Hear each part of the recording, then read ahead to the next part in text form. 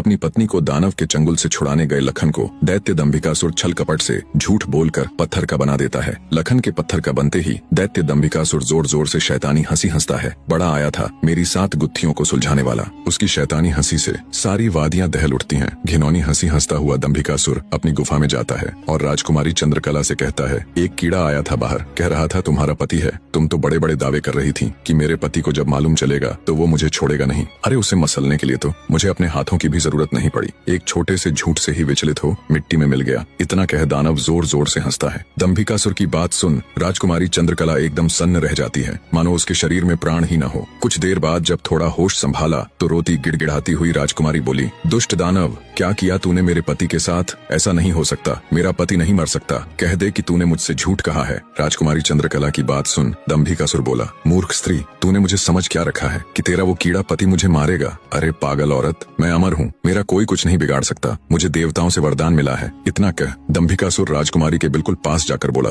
अब तो तेरा पति भी नहीं रहा, अब तो मेरी बात मान ले। दानव की बात का कोई प्रतिवचन दिए बिना बेचारी राजकुमारी बेजान सी धरती पर गिर पड़ती है। उसकी आंखों से लगातार अश्रु बह रहे थे। उधर जब अपनी पत्नी को खोजने गया लखन कई दिनों तक घर नहीं लौटा तो उसके परिवार वाले अत्यंत चिंतित थे। लखन की माँ और उसकी भाभी का तो रो रो कर बुरा हाल था। लखन का बड़ा भाई महेंद्र भी गहरी चिंता में था। अंततः कुछ भी न सूझने पर महेंद्र अपने अनुज भाई लखन को खुद ढूंढने का निश्चय कर अपनी माता व पत्नी से आज्ञा ले घर से चल पड़ता है। बड़ा भाई महेंद्र लखन की खोज में जंगल में भटकते हुए उसी साधु की कुटिया पर जा पहुंचा। उसने महात्मा जी को प्रणाम किया और थोड़ी देर सुस्ताने के लिए वहीं साधु की कुटिया के बाहर बैठ गया। महेंद्र को देख महात्मा जी ने उससे पूछा, हे वत्स, तुम इस निर्जन जंगल में क्यों भटक रहे हो? तो महेंद्र ने शुरू से अंत तक सारा वृत्तांत महात्मा जी को सुनाया। सारा वृत्तांत सुन महात्मा जी के चेहरे पर चिंता की लकीरें उभर आईं। उन्हें इस प्रकार विचार मग्न देख महेंद्र ने पूछा, हे महाराज, मेरी बात सुनकर आप किन विचारों में खो गए और आपके चेहरे पर ये चिंता की लकीरें मैं साफ देख सकता हूँ। इसका क्या कारण है गुरुजी? महात्मा जी ने गंभीर स्वर में कहा, हे वत्स, मैं तेरे भाई लखन को जानता हूँ। वह भी मेरे पास आया था और उसने मुझे सारा वृत्तांत सुनाया था कि कैसे वह राक्षस उसकी पत्नी को उठा ले गया।